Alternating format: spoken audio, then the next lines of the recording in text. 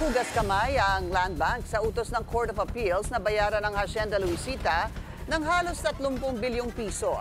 Sabi ng bangko, labas sila sa kaso. Ang detalye sa agenda report ni Hannah T.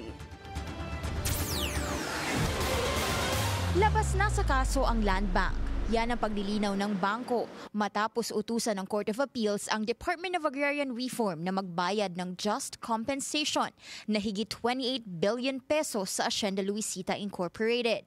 Ang asyenda ay isang malawak na sugar estate sa Tarlac na matagal nang kontrolado ng Cojuangco family, isa sa pinakamalalakas na political clan sa Pinas. Pero sabi ng Land Bank, hindi na sila kasali sa kaso. Sa ilalim ng batas, tagapangasiwa lang sila ng Agrarian Reform Funds. Ang DAR pa rin ang responsible sa pagdetermine ng bayad para sa mga lupang kinuha sa mga may-ari.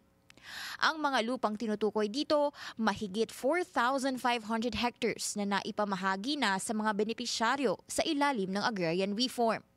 Pero ayon sa CA, hindi nabayaran ng buo ang mga ito at sobrang tagal din bago itama ang halaga.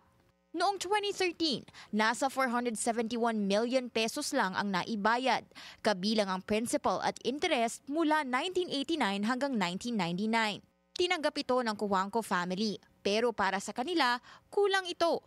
Ang basihan daw kasi ng gobyerno, industry estimates, hindi ang actual earnings ng asyenda. Nag-submit sila ng audited financial documents na stamped received pa ng BIR.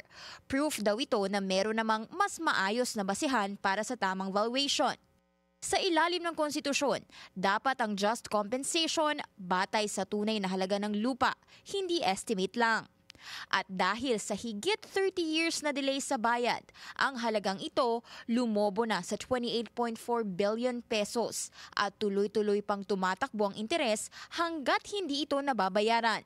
Sabi ng Land Bank, hindi pa final and executory ang desisyon dahil may sinumite ng motion for reconsideration ang DAR nitong Mayo.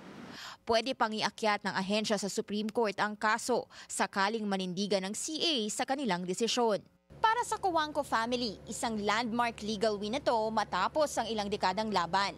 Para sa gobyerno, isang paalala itong justice delayed comes with a price.